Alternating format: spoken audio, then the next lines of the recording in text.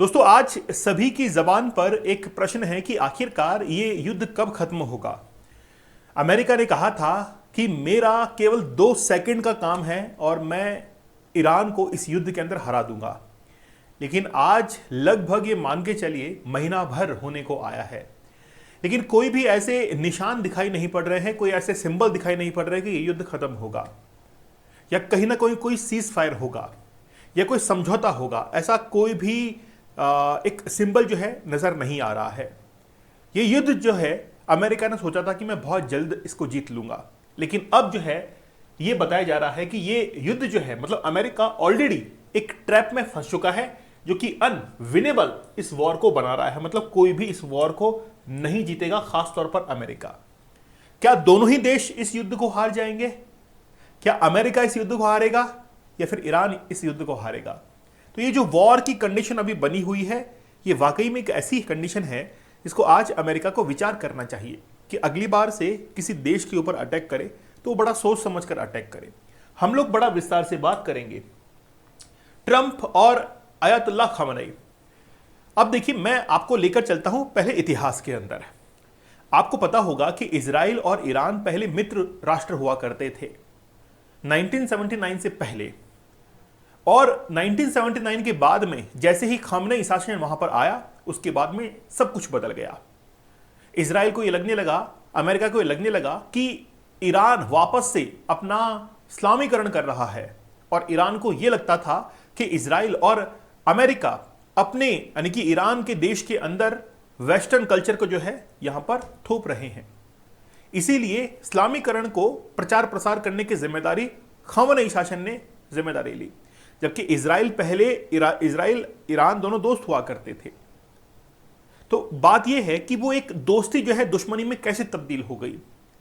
क्या वाकई में ये युद्ध जो है दोनों देश हार जाएंगे, ईरान और अमेरिका? और मुझे पर्सनली ऐसा लगता है कि ये युद्ध जीतेगा इजराइल, एक छोटा सा देश। मैं आपको एक एग्जांपल देता हूं। ब्रिटेन एक बहुत छोटा आइलैंड हुआ करता था, है ना। ब्रिटिश जो आइलैंड था, अब उसके पास में कितना कम ज्योग्राफिकल लैंड थी, लेकिन फिर भी पूरे विश्व के अंदर बहुत सारे कॉलोनाइज कंट्रीज उसने बनाए, उपनिवेश उसने बनाए। क्योंकि उपनिवेश बनाने के लिए, कॉलोनाइज कंट्रीज बनाने के लिए आपका क्षेत्रफल बड़ा होना जरूरी नहीं है, आपका दिमाग घुटनों की बजाय यहां पर होना जरूरी है जहां पर उसको होना चाहिए। तब जाकर ऐसे स्टेप्स उठाए जाते हैं। तो ब्रिटेन ने पूरे विश्व के ऊपर राज किया है, और इजराइल जो है आज उसी सपने को अपना बनाना चाहता है, और वो चाहता है कि ये युद्ध लंबा खींचे। आपको सरप्राइज होगा जानकर कि इजराइल वाकई में चाहता है कि ये जो वॉर है ना वो और लंबा जाए, क्योंकि लास्ट में मैं आपको एक शख्स जो है उससे मुलाकात करवाऊंगा, है ना, उसकी एक फोटो आपको दिखाऊंगा और आपको बताऊंगा कि उस व्यक्ति ने क्या कहा, जिससे आपको ये वाकई में लग जाएगा कि इजराइल खुद चाहता है कि वॉर लंबा चले, जिससे अमेरिका अपनी ताकत को खो दे, ईरान अपनी ताकत को खो दे, और इजराइल नया उभरता हुआ देश गल्फ कंट्रीज के अंदर बनकर आए, और वो अपनी इकोनॉमी को एनहेंस करने के लिए, इंक्रीज करने के लिए गल्फ कंट्रीज के ऊपर अपना दबदबा कायम रखे। कल को जब पेट्रोलियम एलपीजी का एक्सपोर्ट हो तो उसके ऊपर जो कंट्रोल है वो इजराइल का हो। इजराइल ये चाहता है कि आगे आने वाले समय के अंदर पूरा जो विश्व है वो इजराइल का कहना माने, कमांडर वो बन जाए। ऐसे इजराइल के सपने हैं। दोस्तों, मैं आपको बड़ा विस्तार से और समझाऊंगा 75 डेज का हार्ड चैलेंज या फिर 175 डेज का हार्ड चैलेंज या 100 डेज का हार्ड चैलेंज आप लोग जरूर ज्वाइन कीजिएगा।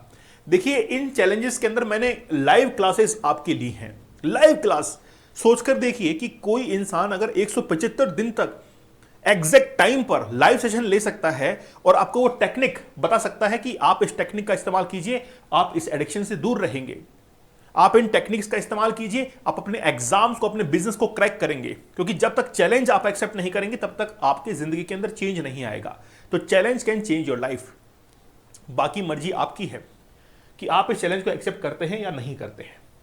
देखिए, ईरान की पोजीशन आप देखिए कि ईरान एक बहुत बड़ा कंट्री है गल्फ नेशंस के अंदर।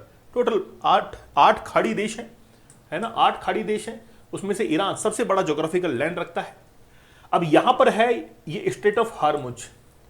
अब ईरान तो पूरे विश्व के अंदर केवल 5% ही ऑयल को एक्सपोर्ट करता है, एलपीजी को एक्सपोर्ट करता है पूरे विश्व की खपत को, जबकि ये जो स्ट्रेट ऑफ हार्मुज है यहां से होकर पूरे विश्व का 20% जो तेल है वो यहां से एक्सपोर्ट होता है। तो ईरान की साझेदारी केवल 5% है, लेकिन कंट्रोलिंग जो है वो 100% आज ईरान की हो चुकी है। कहां पर? स्ट्रेट ऑफ हार्मुज पर। इसीलिए आज शिप्स का जमावड़ा यहां पर लगा हुआ है, शिप्स का जमावड़ा यहां पर लगा हुआ है, सारी शिप्स यहां पर जमा है। इंडियन जो शिप्स हैं एलपीजी की वो यहां से गुजर गई, बहुत सारे शिप जो है अब तो इंडिया में आ रहे हैं, अब तो उसमें कोई प्रॉब्लम नहीं हो रही है। अब ईरान जो है वो अटैक करता है यूएई, बहरीन, दुबई, सबके ऊपर वो अटैक कर रहा है, क्योंकि ईरान ये चाहता है कि जहां जहां से यूएसए को एनर्जी मिल रही है, जहां जहां से यूएस अपना कंट्रोल दिखा रहा है, वहां वहां एनर्जी रिसोर्सेज को वो क्या कर दे? खत्म कर दे। जैसे अमेरिका धीरे धीरे टूटने लगेगा। मैं पहले आपको अमेरिका की स्ट्रेटेजी बताता हूं कि अमेरिका कौन सी स्ट्रेटेजी पे चल रहा है। एपिक क्यूरी अमेरिका ने ऑपरेशन चलाया, अमेरिका का एक ये स्ट्रेटेजिक ऑपरेशन था। अमेरिका ने सीसीटीवी सर्विलांस किया, ईरान के अंदर जो बड़े बड़े लीडर्स थे, बड़े बड़े टॉप कमांडर्स थे, उनके ऊपर निगरानी रखी और उनके मूवमेंट को कैप्चर किया कि कौन कहां पर जाता है, क्योंकि ये सारी मूवमेंट इसलिए ट्रैक की जा रही थी कि इजराइल की मदद से अमेरिका ईरान के बड़े बड़े लीडर्स को मार देगा, क्योंकि अमेरिका को यह लगता है कि जब टॉप लीडर्स खत्म हो जाएंगे उसके बाद में ईरान को इजी होगा कैप्चर करना। ये ईरान की स्ट्रेटेजी थी, और सॉरी अमेरिका की स्ट्रेटेजी थी कि बड़े बड़े जो पदों पर बैठे लोग हैं उनको वहां से एलिमिनेट कर दो, हटा दो, मार दो उनको वहां से। जैसे वहां के एनएसए, नेशनल सिक्योरिटी एडवाइजर, वो मारे गए, सुप्रीम लीडर मारे गए, बहुत सारे लीडर्स मार दिए गए, लेकिन फिर भी ईरान पर खड़ा है। ईरान जो है अपने पैरों पर खड़ा है। अब चलते हैं ईरान की तरफ। ईरान ने अपने जितने भी स्टेट्स हैं वहां पर ऑटोनॉमी दी हुई है कि कल को अगर मान लीजिए कि आपका सुप्रीम लीडर खत्म भी हो जाए तो हर स्टेट को, हर प्रोविंस को अपना कंट्रोलिंग सिस्टम खुद के पास में होगा, वो अपनी कमांड खुद ले सकता है। इसीलिए अयातुल्लाह खमनेई के मरने के बाद भी ईरान अपने पैरों पर खड़ा है। अमेरिका इंतजार कर रहा है कि कब इसके पैर टूटेंगे, लेकिन वो टूटना मुमकिन नहीं हो रहा है। तो ईरान ने अपने स्टेट्स को ऑटोनोमस कर दिया कि आप खुद डिसीजन लेंगे, खुद अटैक करेंगे। अब ईरान क्या कर रहा है? ईरान चल रहा है डिफेंसिव सेक्टर के अंदर। डिफेंसिव जो मूव है वो ले रहा है कि भाई ठीक है, तुम हमारे ऊपर अटैक करो, हम झेल लेंगे उसका अटैक को। दो बॉक्सर्स के बीच में लड़ाई हो रही है। अब एक जो बॉक्सर है वो धनाधन मार रहा है और दूसरा केवल डिफेंस कर रहा है, केवल डिफेंस कर रहा है। वो ये चाह रहा है कि दूसरे बॉक्सर की एनर्जी जो है उसको खत्म कर दिया जाए, और जब वो थोड़ा सा निढाल रहेगा, थक जाएगा, उस समय वो एक छोटा सा पंच मारेगा। वो पंच भी बड़ा नहीं होगा, छोटा पंच होगा, जिसमें कहीं ना कहीं वो घायल हो जाएगा, बिल्कुल सेंटर पॉइंट पर वो मारेगा।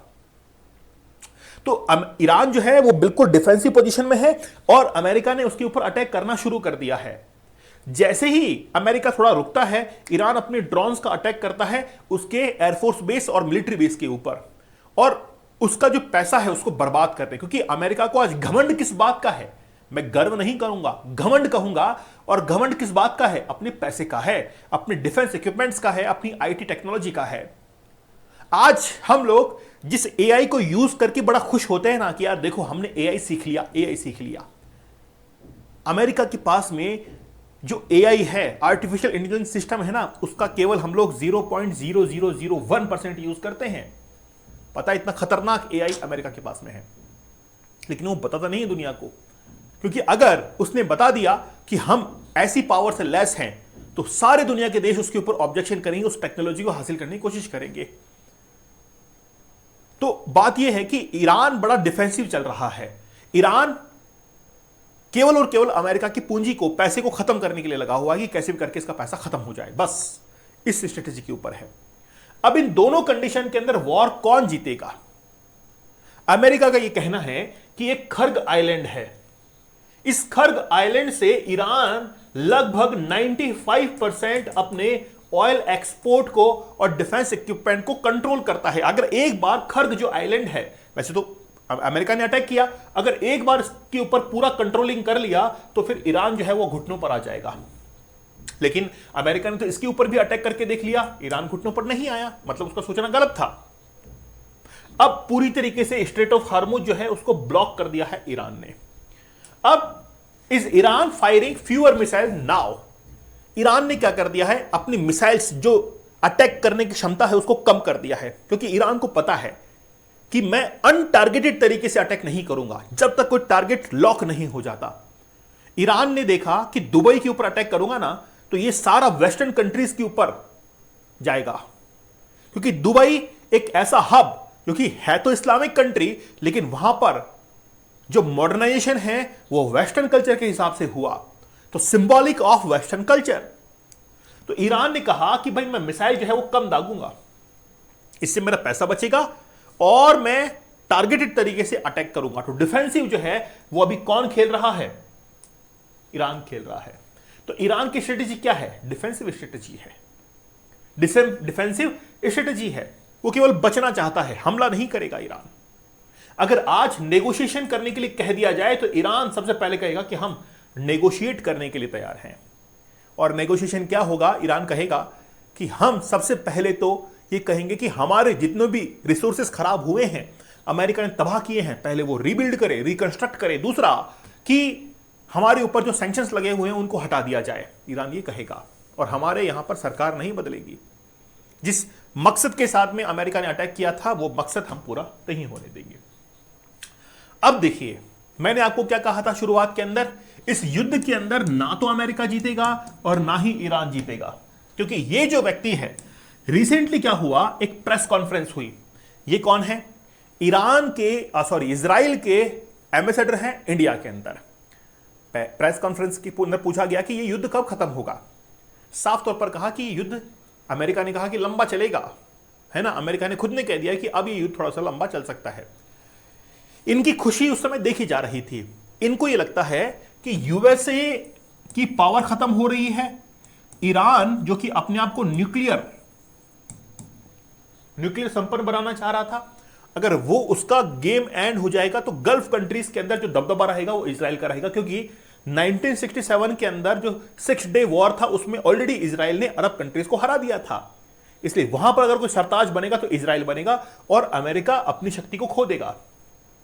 हां, एक कंडीशन यह हो सकती है कि अगर अमेरिका ईरान के ऊपर न्यूक्लियर बॉम्ब गिरा दे, तब जाकर अमेरिका का जो प्रभुत्व है वो रहेगा। अन्यथा आप देखना कि इस युद्ध के अंदर इजराइल की जीत होगी, ना अमेरिका के ना ईरान की। इजराइल इसमें जीतेगा और गल्फ कंट्रीज के ऊपर जितना भी इकोनॉमिक कंट्रोल है वो इजराइल का होने वाला है।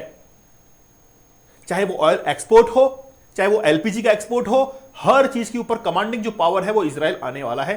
रुक जाइए आप थोड़े दिन के अंदर। इजराइल बहुत तगड़ा गेम खेल रहा है इसके अंदर। हमको लगता है कि इजराइल जो है वो अमेरिका का प्यादा है, लेकिन प्यादा होने के बावजूद भी वो अब जो है वजीर बनने को तैयार है। तो दोनों की शक्तियां इसमें खत्म हो जाएंगी, अमेरिका की, ईरान की, और एक नया शक्तिशाली देश उभरेगा। कौन? इजराइल। दोस्तों, डीप वर्क का एक कोर्स बड़ा जबरदस्त है। डीप वर्क मतलब अपने काम में खोने की टेक्निक, सब कुछ भूल कर अपने काम को करने की कला। आप पढ़ाई कर रहे हैं, डीप वर्क, डीप थिंकिंग आपको उसमें मिलेगी। वो टेक्निक्स मैंने बताई हैं। अगर आप बिजनेस करते हैं तो आप अपने बिजनेस के बारे में सोचेंगे, वो टेक्निक्स मैंने बताई हैं। आप लोग उसको जरूर ज्वाइन कीजिएगा। आप 75 डेज का हार्ड चैलेंज, 100 डेज का हार्ड चैलेंज, जो भी आपकी इच्छा है आप ज्वाइन कीजिए। मैंने वो टेक्निक्स बताई हैं और हर डे रोजाना आपका सेशंस लिए हैं, टेक्निक समझाई है, रियल लाइफ स्टोरीज आपको बताई हैं कि कैसे उस इंसान ने इस एडिक्शन को छोड़ा और वो आज कहां पर पहुंच चुका है। तो इसने, इस पोर्नोग्राफिक एडिक्शन ने आपको क्या दिया? डिस्ट्रैक्शन दिया, फोकस बिल्कुल खत्म हो गया आपका। तो मेरा ये मानना है कि फोकस ही सब कुछ होता है जीवन के अंदर। दीपक इंदौर ऑफिशियल टेलीग्राम पर जरूर ज्वाइन कर लीजिएगा। तो मिलते हैं आप लोगों से अगले सेशन में। तब तक धन्यवाद, थैंक यू, जय हिंद।